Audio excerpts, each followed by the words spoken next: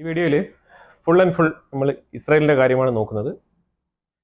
അതിൽ ഇപ്പം നമുക്ക് അറിയുന്ന പോലെ തന്നെ സീസ് ഫയർ നിലനിൽക്കുകയാണല്ലോ ലബനാനുമായിട്ട്. ആ സീസ് ഫയർ നിലനിൽക്കെ തന്നെ ഹിസ്ബുള്ളയ്ക്ക് ചെകിട്ടത്ത് കൊടുത്ത അടി പോലെയാണ് ഇപ്പം അവരുടെ ഒരു കമാൻഡർ ഓപ്പറേറ്റിംഗ് യൂണിറ്റ് അടിച്ച് തകർത്തിരിക്കുകയാണ് ഇസ്രായേൽ. ഇത് ബങ്കർ ബസ്റ്റർ ബോംബ് ഉപയോഗിച്ചാണ് അറ്റാക്ക് ചെയ്തത്.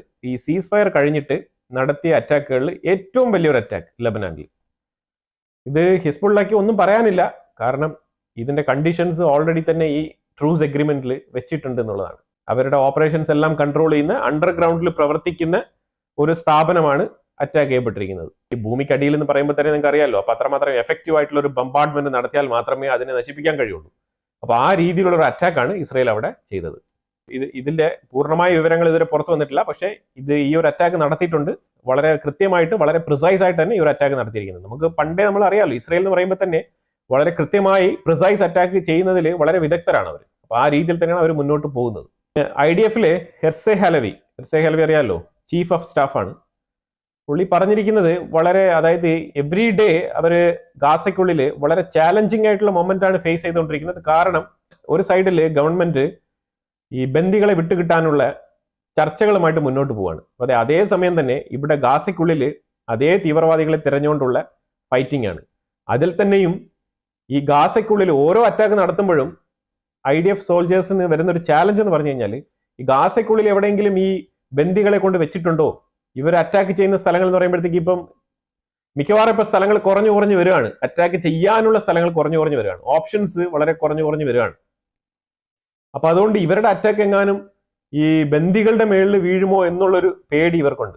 ഒരു ചാലഞ്ചിങ് മോഡിലാണ് പോകുന്നത് എന്നുള്ള നിലയിലാണ് പറഞ്ഞിരിക്കുന്നത്. അവർക്ക് കൃത്യമായി അവരുടെ ജോലി കൃത്യമായിട്ട് അവർക്ക് നിറവേറ്റാൻ പറ്റുന്നില്ല എന്നാണ് പറയുന്നത്. കാരണം ഈ ഒരു ബന്ദികളെ വിട്ട് കിട്ടിക്കഴിഞ്ഞാല് ഗാസയ്ക്കുള്ളിൽ ഫർദർ ആയിട്ട് അവർക്കൊരു ഫ്രീ മൂവ് നടത്താൻ പറ്റും. അതാണ് പുള്ളി പറഞ്ഞു വെക്കുന്നതിന്റെ ഒരു ചുരുക്കം. മനസ്സിലായല്ലോ? അതായത് അവരിടുന്ന ബോംബ് എങ്ങാനും ഈ ബന്ദികളുടെ മേളിൽ എങ്ങാനും വീഴുവോ, അവിടെ എങ്ങാനുമാണോ ഈ ബന്ദികളെ കൊണ്ട് വെച്ചിരിക്കുന്നത് എന്നുള്ള ഒരു ഉറപ്പില്ലാത്ത കാരണം കൊണ്ടാണ് ഈ ഗാസ ഇങ്ങനെ കിടന്ന് ഇഴയുന്നത്.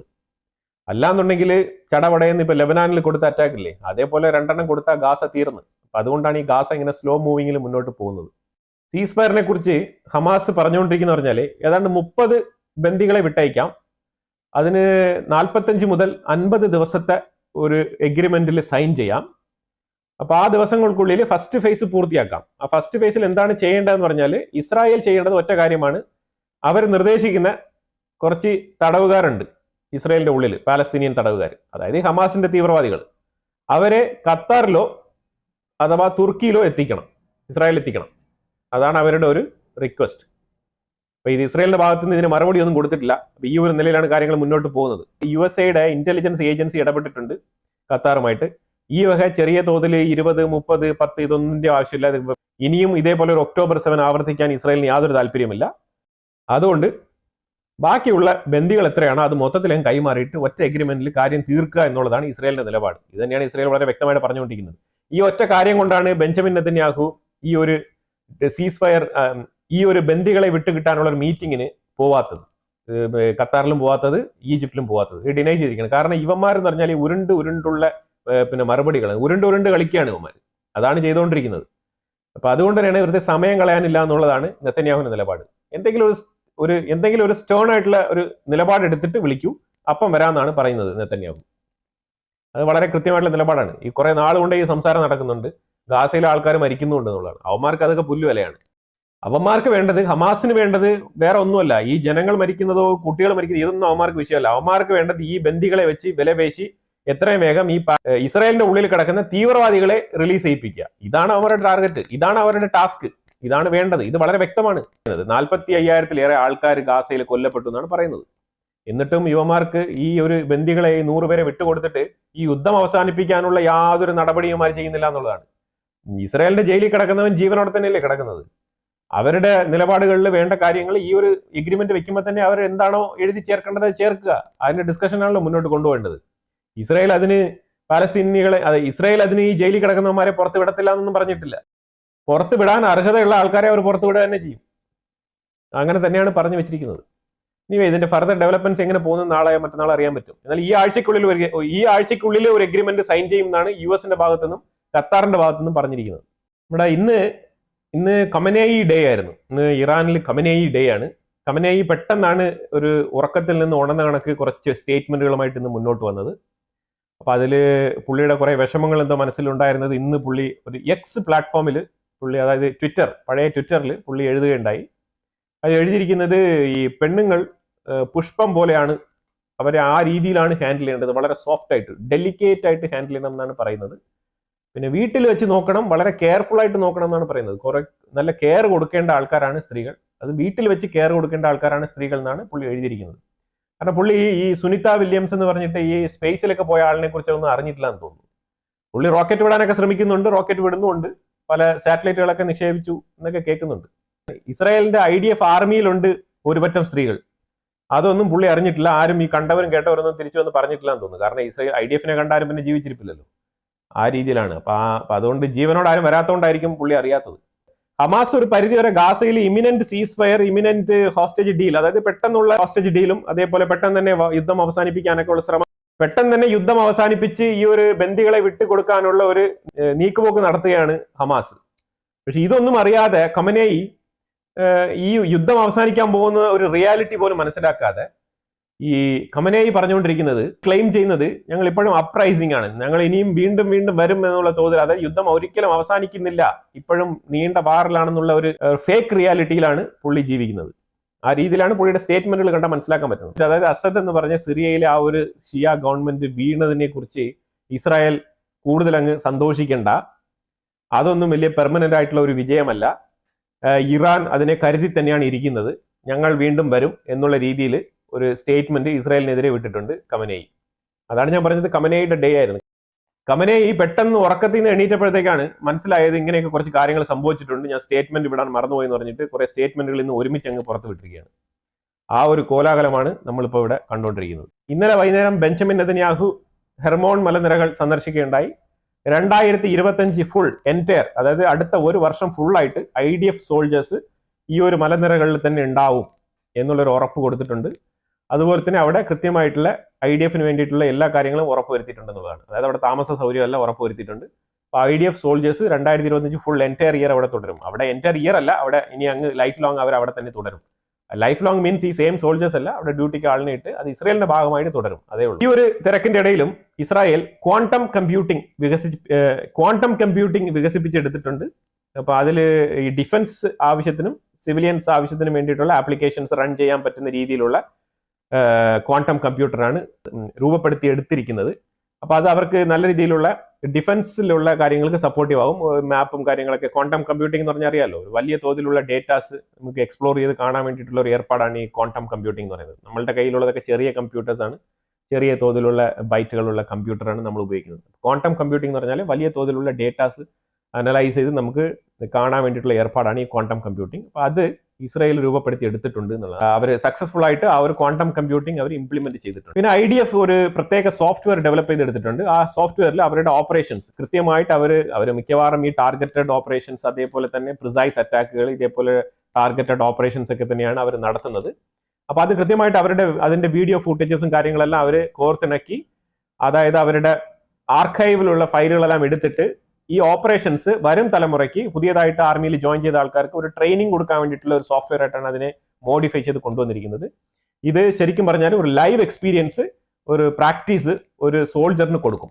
അപ്പൊ അത് ചില്ലറ കാര്യമല്ല, ഇതുപോലെ ഓരോ രാജ്യത്തിന്റെ ആർമിയിലും വേണ്ടതാണ്. സൊഫിസ്റ്റിക്കേറ്റഡ് ആയിട്ട് ട്രെയിനിങ് നൽകാൻ ആഗ്രഹിക്കുന്ന ഓരോ ആർമിക്കും ഉപകാരപ്രദമാകുന്ന രീതിയിലാണ്, ഒരു റോൾ മോഡലാണെന്ന് വേണമെങ്കിൽ പറയാം IDF-ലെ ഈ ഒരു സംഭവം. അപ്പൊ ഇത് അവർ ചെയ്തു വെച്ചിരിക്കുന്നത് വളരെ വ്യക്തമാണ്. അവർ വളരെ കൃത്യമായിട്ട് ചെയ്ത എല്ലാ ഓപ്പറേഷൻസും, അതിൽ വരുന്ന പാളിച്ചകൾ, അപ്പൊ ഇതിൽ മനസ്സിലാക്കാൻ പറ്റുന്ന പറഞ്ഞാൽ അതിൽ അവർക്ക് പറ്റിയ അബദ്ധങ്ങൾ, അതുപോലെ തന്നെ അവർക്ക് കിട്ടിയ പോസിറ്റീവ്സ്, അവരെടുത്ത സ്റ്റെപ്പുകൾ, മൊമെന്റ്സ്, അപ്പൊ എങ്ങനെയാണ് എതിരാളിയെ ടാക്കിൾ ചെയ്യുന്ന രീതിയിൽ ലൈവായിട്ടുള്ള എക്സ്പീരിയൻസ് ആണ് ഒരു സോൾജറിന് കിട്ടുന്നത്. അത് വളരെ നല്ലൊരു പദ്ധതി തന്നെയാണ്. കാരണം ഇതുപോലൊരു ലൈവ് എക്സ്പീരിയൻസ് ഒരു സോൾജേഴ്സിന് കിട്ടത്തില്ല. പുതുതായിട്ട് ജോയിൻ ചെയ്ത ആൾക്കാരൊക്കെ വാർഫീൽഡിൽ പോയിട്ട് വേണം ഈ ഒരു എക്സ്പീരിയൻസ് നേടാൻ. അപ്പൊ അതൊക്കെ ടൈമിലി ചേഞ്ച് ആവും, ഏത് മൊമെന്റിൽ ഏത് തരത്തിലുള്ള ആക്ഷൻസ് ആയിരിക്കും എന്നുള്ളത് ഡിപ്പെൻഡ്സ് ഓൺ ദ സിറ്റുവേഷൻ ആണ്. പക്ഷെ ഇവിടെ അങ്ങനെയല്ല, ഇവിടെ ഓൾറെഡി തന്നെ നമുക്കത് വാച്ച് ചെയ്യാൻ പറ്റും, അത് നമുക്ക് കാണാൻ പറ്റും. അപ്പൊ നമുക്ക് ഓപ്പറേഷൻസിന് വേണ്ടിയിട്ട് നമ്മളെ തന്നെ നമുക്ക് പ്രിപ്പയർ ചെയ്യാൻ കഴിയും എന്നുള്ളതാണ് ഒരു സോൾജേഴ്സിന്റെ ഒരു ട്രെയിനിങ്ങിന്റെ ഒരു വിജയത്തിന്റെ ഭാഗമായിട്ട് ഇത് മനസ്സിലാക്കാൻ പറ്റുന്നത്. പിന്നെ ഖമനേയിയുടെ മറുപടിക്ക് ഇസ്രായേലിൽ നിന്ന് കൊടുത്തിരിക്കുന്ന മറുപടി എന്ന് പറഞ്ഞാൽ, അതായത് ഇറാൻ ഡെലീമയിലാണെന്ന് പറഞ്ഞിരിക്കുന്നത്. അതായത് ഡെലീമ എന്ന ഒരു സ്വപ്ന ലോകത്താണ്.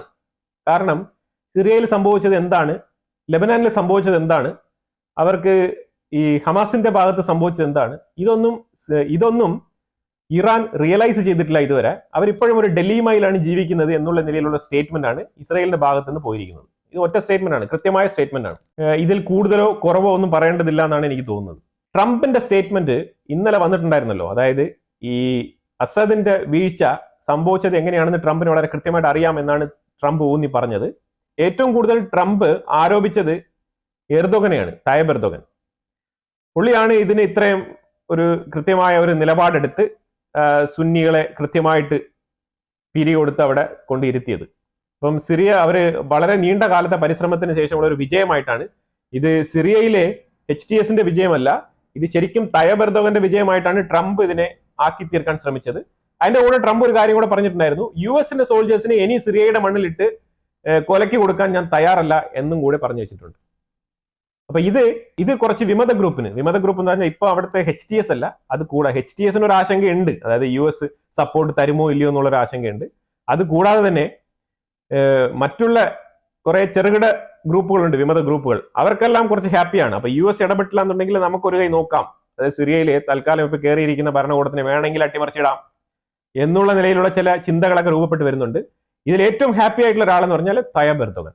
തായിബ് എർദോഗൻ ഇപ്പം സിറിയ തുർക്കി ബോർഡർ ഷെയർ ചെയ്യുന്ന 4 സ്റ്റേറ്റുകളിലായിട്ട്, അതായത് 4 ഭാഗങ്ങളിൽ 4 ഇമ്പോർട്ടന്റ് സിറ്റികളിലായിട്ട് അതിനെ ക്യാപ്ചർ ചെയ്യുന്ന രീതിയിൽ തുർക്കി ആർമിയെ കൊണ്ട് നിർത്തിയിട്ടുണ്ട് ബോർഡറിൽ.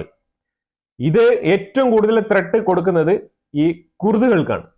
ഈ കുർദിസ്ഥാൻ മേഖല ഫുള്ളായിട്ട് ഇയാൾ പിടിക്കാനുള്ള സാധ്യതയാണ് കാണുന്നത്. പക്ഷേ കുർദിസ്ഥാൻ മേഖലയിൽ ഓൾറെഡി തന്നെ US സപ്പോർട്ട് അവർക്കുണ്ട്. പക്ഷേ ഇപ്പൊ ട്രംപാണ് ഇപ്പൊ വരാൻ പോകുന്നത്. അപ്പൊ ഏത് രീതിയിൽ സപ്പോർട്ട് കൊടുക്കും, ഇത് കൊടുക്കുമോ കൊടുക്കില്ലയോ എന്നുള്ളത് ഉറപ്പൊന്നുമില്ല. അവിടെ US ഉണ്ട്. US അവിടെ ഒരിക്കലും ഒഫൻസീവ് അല്ല. US ആർമി അവിടെ ഉള്ളത്, US ബേസ് അവിടെ ഉള്ളത് ഡിഫൻസിനാണ്.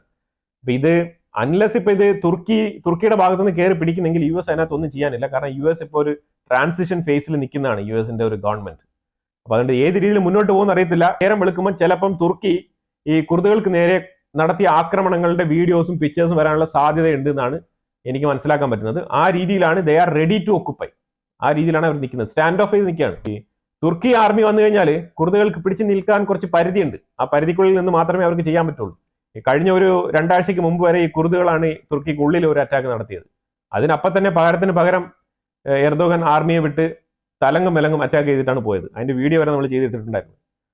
അപ്പൊ ആ രീതിയിലാണ് സിറിയ തുർക്കി ബോർഡർ ടെൻഷനിലാണ്. ഇനി ഈ പാലസ്തീനിയൻ സെപ്പറേറ്റ് സ്റ്റേറ്റ് വേണം എന്ന് പറഞ്ഞുകൊണ്ടിരുന്നല്ലോ സൗദി അറേബ്യ, അവര് കൃത്യമായിട്ട് മലക്കം പറഞ്ഞിട്ടുണ്ട്.